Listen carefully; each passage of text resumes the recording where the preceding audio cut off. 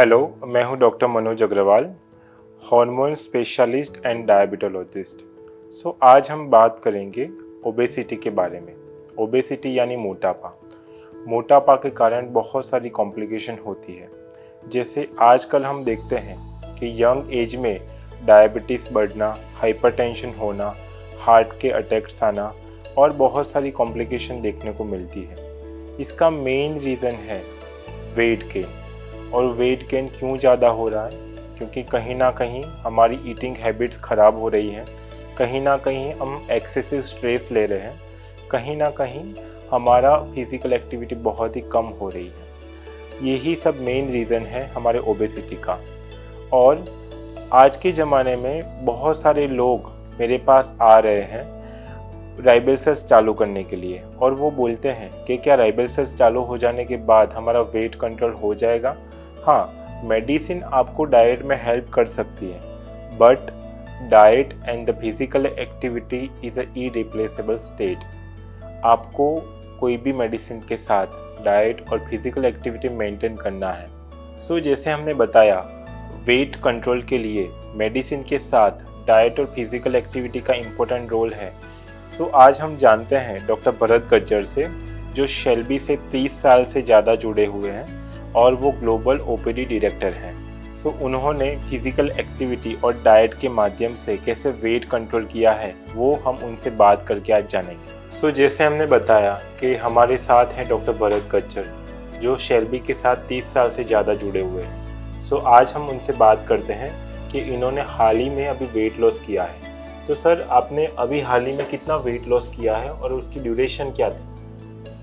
Normally मैं weight measure नहीं करता हूँ, क्योंकि वेट मेज़र करने से कम होता है ऐसा मैं नहीं मानता हूँ।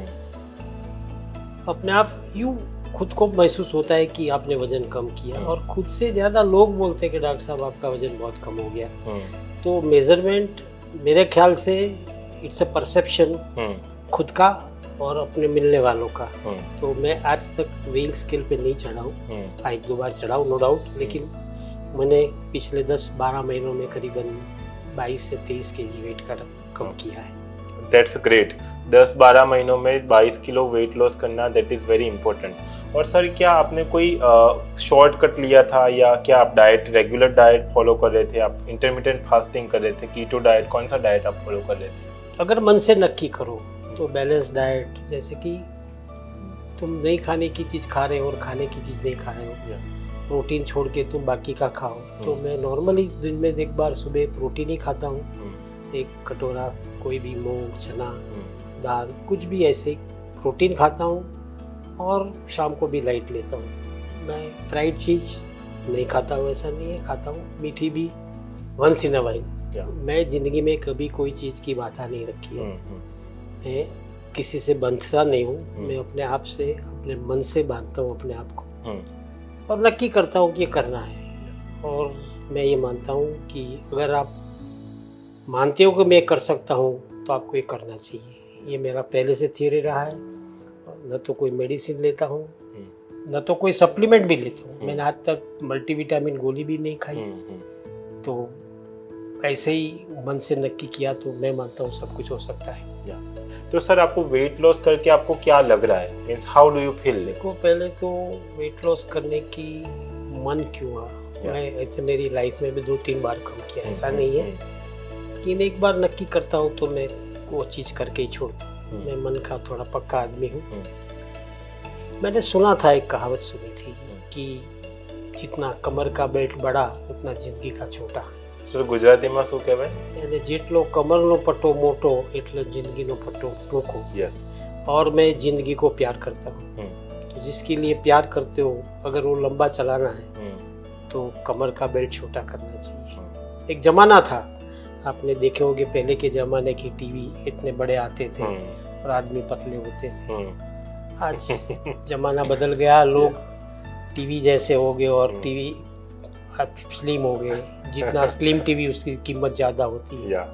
तो मैं मानता हूँ कि ज़िंदगी अच्छी जीना है तो अपने आप पे कंट्रोल करो। किसी के कहने से करना वो मैं मुनासिब नहीं मानता हूँ। जब अंदर की आवाज़ को सुनना जिस दिन चालू हो जाए ना, उस दिन आप सब कुछ कर सकते हो, ऐसा मैं मानता हूँ। और आप देखोगे हमारे आने वाले दिन कितने अच्छे हो। मैं तो मानता हूँ कि शरीर का बोझ अपने आप को ही उठाना है। जैसे परिवार का बोझ उठाना है तो आप कितनी मेहनत करते हो, जब खुद का बोझ उठाना है तो आप मेहनत करके बढ़ाने की बात करते हो। तो जितना बोझ आपके कम होगा तो आपको ही कम उठाना पड़ेगा। वही ताकत आप परिवार के बोझ उठाने में भी इस्तेमाल कर सकते हो। तो कंसीडरिंग वो भी कि हम परिवार का बोझ उठाना है तो खुद का बोझ तो कम करो कम से कम।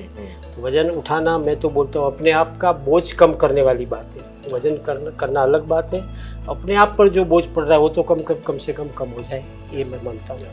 सो सर ने बहुत ही अच्छी बात बोली। जितना जितना हमारा शरीर का बोझ कम, उतना हमारी कॉम्प्लिकेशन कम। तो सर आप घुटनों से जुड़े हुए हो, आपका क्या एक्सपीरियंस है कि वजन कम करने से घुटनों के दर्द में या कॉम्प्लिकेशन में अच्छा होता है? 100%, क्योंकि जॉइंट, हड्डियाँ सब शरीर का वजन उठाती है। आप छोटे बच्चे को स्कूल बैग 10 किलो का दे दो तो वो झुक जाएगा, उसकी हड्डियाँ थक जाएगा। तो अपना बोझ कम करो तो ऑटोमेटिक आपके हर कोई body, not of bones, even heart को भी कम पंपिंग करना पड़ेगा, आपको दिमाग भी सही रहेगा। तो ऑल सिस्टम पे लोड कम पड़ता है, ऐसा मैं मानता हूँ वजन कम करने से। सर मैं पूछना चाहूँगा आपसे कि लोग तरह तरह के एक्सक्यूजेस देते हैं, जैसे कि मेरा बिजी शेड्यूल है, मैं ये नहीं कर सकता, मैं डाइट नहीं कर सकता, मैं फिजिकल एक्टिविटी नहीं कर सकता। आप भी शेल्बी से बहुत सालों से जुड़े हुए हो और आपका वर्क शेड्यूल भी टाइट है डॉक्टर विक्रम सर के साथ और उनकी टीम के साथ, और शेल्बी की इतनी जवाबदारियाँ। क्या आपने ये एक्सक्यूज़ आपके बॉडी में, आपकी लाइफ में पाया है कि वेट लॉस नहीं करने का, कि आप डाइट नहीं कर पाओगे, आप फिजिकल एक्टिविटी नहीं कर पाओगे? सबसे पहले तो आपने बताया, बोले मेरा बिजी शेड्यूल है। जो कोई आदमी बोलता है मेरे पास टाइम नहीं है, तो मैं गलत समझता हूँ। ईश्वर ने समय आपको फिक्स दिया है, हर एक को दिन में 24 घंटे दिए हैं, लेकिन आपकी प्रायोरिटी क्या है, उस चीज़ के लिए आपको टाइम नहीं है। मैं मॉर्निंग वॉक नहीं जाता हूँ, लेकिन हॉस्पिटल में घूमता ही रहता हूँ। मेरे कम से कम हॉस्पिटल में ही 7,000 स्टेप हो जाते हैं। तो हॉस्पिटल में लिफ्ट यूज़ नहीं करता, थोड़ी देर में इधर उधर घूमता रहता, तो वो मेरा ऑटोमेटिक मूवमेंट हो गया। तो टाइम नहीं है वो अलग बात है, आपकी प्रायोरिटी नहीं है वो, ऐसा मैं मानता हूँ। प्रायोरिटी हेल्थ को हमें देनी है, वरना ओबेसिटी के कारण बहुत ही छोटी उम्र में अभी डायबिटीज़, हार्ट के अटैक्स, सारी चीज़ें होने लगी हैं। अभी मेरा एक्सपीरियंस हम बताऊं तो पहले 50 साल के बाद डायबिटीज़ होता था, अभी 30 साल के बाद डायबिटीज़ होने लगा है। और उसका मेन रीज़न ये है कि obesity as doctor Bharat Gajjar has said कि प्रायोरिटी हमारी होनी चाहिए, और इसके माध्यम से ही हम वेट लॉस कर सकते हैं। तो सर, हम आपकी एज के हिसाब से आपने जो वेट लॉस का अचीवमेंट किया है, आप यंगस्टर को अभी कुछ एडवाइस देना चाहोगे, उनको कुछ मोटिवेशन देना चाहोगे कि आपके लिए अगर आपने किया है तो उनके लिए भी इम्पॉसिबल नहीं है? वो मेरे को आज 68 ईयर्स हुए, लेकिन मैं आज भी मेरे अपने आप को यंग ही मानता हूँ। Age is a numerical figure. आप 80 पे भी सब कुछ कर सकते हो तो आप बूढ़े नहीं हो। तो मैं यंग जनरेशन को ये बोलना चाहता हूँ कि छोटी उम्र में बड़ा नहीं बनना है शरीर से, तो शरीर का ख्याल रखो। अगर शरीर का ख्याल रखोगे तो शरीर आपका ख्याल रखेगा। हम कभी कभी, मुझे ऐसा लगता है कि हम जीने के लिए नहीं खा रहे, खाने के लिए जी रहे, वो गलत बात है। ये लॉजिकल नहीं है, लेकिन मेरा एक थॉट है कि हम मानते हैं कि भगवान ने सांसें भी गिन के दी है, ऐसा खाने का भी गिन के दिया है कि जिंदगी में तुम इतना खा पाओगे। शुरू में खा लोगे तो बाद में बंद हो जाएगा। डायबिटीज़ वाले में क्या होता है कि शक्कर भी आपको लिख के दी इतनी खाओ, पहले खा लो तो बाद में दवाई मेडिकल डॉक्टर बंद करवाएंगे। तो सब कुछ सिंपल एग्जाम हो जाए कि प्राणायाम से अच्छा रहता है। प्राणायाम में क्या होता है, आपको सांस भी गिन के दी है। तो अगर प्राणायाम से आप स्लोली सांस लोगे तो 1 मिनट में जो 18 सांस लेते हो कम से कम 10 लो, ऐसे ही लाइफ स्पैन बढ़ गया। हेल्थ का कोई भी चीज़ मैकेनिकली है, लॉजिक नहीं है, लेकिन मैं ये मानता हूँ कि जितना ज़रूरी है अपने शरीर के लिए उतना खाओ, और भूख लगे उससे कम खाओ। बट यस, कि आपको जेनेटिक प्रॉब्लम है, या तो एंडोक्राइन डिसऑर्डर के कारण वजन बढ़ता है, या तो आप नहीं कर सकते और डायबिटीज़ आ गया, हार्ट का आ गया, बाद में डॉक्टर बोले करो, इससे तो अच्छा है पहले से करो, फिर भी नहीं कर सकते हो, तो मैं मानता हूँ कि एंडोक्राइनोलॉजिस्ट कैन डेफिनेटली हेल्प। और मेडिकल जगत आपके साथ में ही है, आपको जियो तब तक अच्छी तरह जीने के लिए, लेकिन खुद की कोशिश पहले करो। वो हमेशा आपके साथ है और रहने वाले हैं, ये मैं पहले से मानता हूँ, लेकिन पहले अपने आप कोशिश करता हूँ, जिसमें आज तक मैं सफल रहा हूँ। और लास्ट में आप कुछ ओवरऑल 2 मिनट में कुछ बताना चाहेंगे? बस जो मैंने बताया कि जिंदगी जीनी है एक बार, अच्छी तरह जियो, क्योंकि जब वजन भी बढ़ता है ना, तो आपको भी आईने के सामने खड़े रहोगे तो लगेगा कि दिस इज़ नॉट राइट। कोई बोले उससे आईने को पूछो, आईना बोलेगा कि भाई ये बराबर नहीं है। जिस दिन आईने की सुनने लग जाओगे ना, उस दिन आपको कोई डॉक्टर के पास नहीं जाना है और अपने आप डिसाइड करो आप कर पाओगे। फिर भी मैं एक डॉक्टर के नाते बोलता हूँ कि जब भी लगे कि आपके बस की बात नहीं, तो आप डॉक्टर को कंसल्ट करो।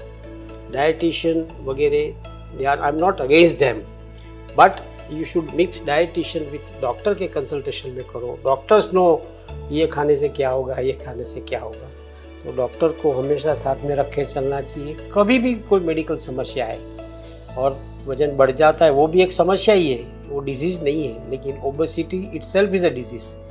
ओबेसिटी नाम की बीमारी, लेकिन मैं तो उसको बीमारी मानता हूँ कि उसकी वजह से आप दूसरी बीमारियों को भी इन्वाइट करते हो।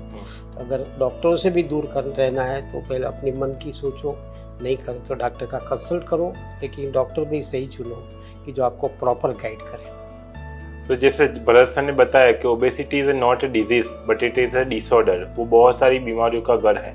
तो अगर भी आपको भी ओबेसिटी लगता है तो you have to try by yourself first, as he said, then you have to consult endocrinologist which can help you to reduce your weight along with the dietitian and along with the physical activity. Yes, बहुत सारे लोग आते हैं राइबल्सस और drugs चालू करने के लिए, but diet and the physical activity is irreplaceable. So आज के टॉक का बेसिक मोटिव यही था कि डाइट और फिजिकल एक्टिविटी वो इरिप्लेसेबल है, वो आपको लॉन्ग टर्म के लिए वेट लॉस करने में हेल्प करेगी। So thank you doctor Bharat Gajjar हमारे साथ आपको एसोसिएट होने के लिए। अगर मेरी बात वो तक पहुँचे तो मैं सबसे ज़्यादा खुश मैं रहूँगा। Okay, thank you very much. Yes.